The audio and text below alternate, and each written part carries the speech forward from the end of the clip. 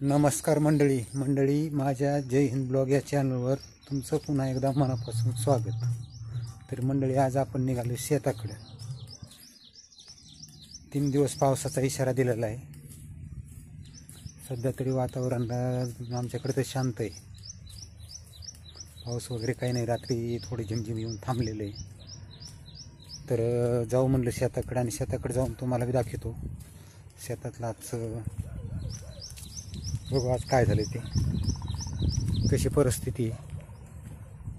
तर चला आता शेताकडे। हे बघा, आलोय आता शेतामध्ये। हे बघा, हे कापसाचं शेत आहे, आणि पाठीमागं बघू शकताय तुम्ही। हे बघा, असा कापूस फुटायला लागलाय। 2-2, 4-4 बोंड फुटलेत सुद्धा। हे बघा कसलं पांढरं व्हायला लागले। एक तर एका झाडाला 10-10, 20-20च कैरी आहे, त्यात काही कैऱ्या फुटल्यात, आणि बघू शकता अक्षरशः कापसातून असं पाणी वाहतंय। तर ही आजची कंडिशन आहे मित्रांनो। रिअलमध्ये जे आहे ते उघड आहे,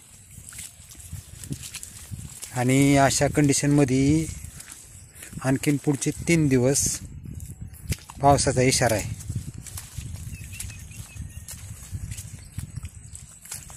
तर मित्रांनो, मला आज फक्त एवढंच सांगायचं, मी सध्या माझ्या शेतामध्ये उभा आहे। अशी कंडिशन आहे, बघू शकताय तुम्ही। तर माझ्या अनेक भावांना माझी विनंती आहे माझ्या यूट्यूब चॅनलमार्फत, भावांनो, काल मी जी मोबाईलला बातमी बघितली, उस्मानाबादपासून 18 किलोमीटरच्या अंतरावर एका शेतकऱ्यानं शेतातून पाणी वाहतंय, पेरूची बाग वाया चालली, राहायला घर नाही, अशा परिस्थितीत आत्महत्या केलीची। म्हातारी आई, 2 लेकरं आणि बायको, वडील असा त्याचा परिवार होता। तर भावांनो, असं काही टोकाचं पाऊल उचलू नका, संकट सगळ्यावरच आलेलं आहे। बघू शकताय आज महाराष्ट्राची ही विदारक परिस्थिती आहे। माझंच नाही, मी कोणी तुम्हाला दाखवणार, मी तुमच्यासारखा सामान्य शेतकरी। तर ऑल महाराष्ट्रात सगळ्यावरच भावांनो ही परिस्थिती, आणि ही परिस्थिती पाहता कुणीही टोकाचं पाऊल उचलू नये। शेवटी मित्रांनो, हे कसं आहे, निसर्ग आहे, आणि यातून काहीतरी मार्ग सापडणार आहे, पण जीवन पुन्हा नाही, ही गोष्ट लक्षात घ्या। आणि टोकाचं पाऊल उचलायचा कुणीही प्रयत्न करू नका भावांनो। बघू शकता, हे पूर्ण कापसाचा प्लॉट आहे, अख्खा 2 एकरचा।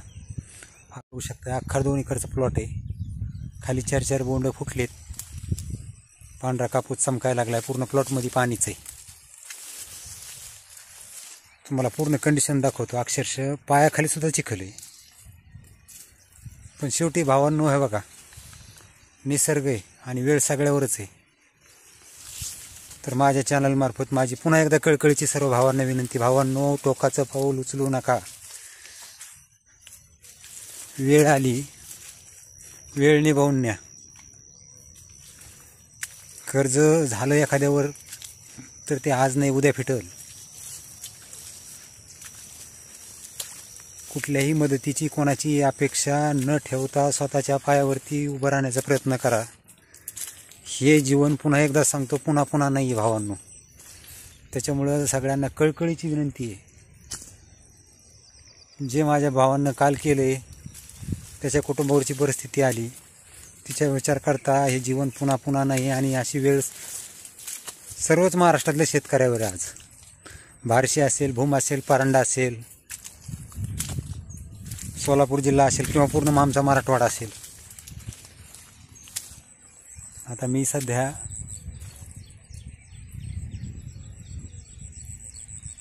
मराठवाड्यातून जालना जिल्ह्यातून आहे। बघू शकता तुम्ही ही परिस्थिती। भावांनो, कितीही झालं तरी अशाही संकटाचा सामना करण्याची ताकद ठेवा। संकट हे विचारून येत नसते, संकट हे वारंवार येणारच आहेत। एक झालं की दुसरं, दुसरं झालं की तिसरं। शेतकऱ्याचं जीवन हे संकटानं भरलेलं आहे।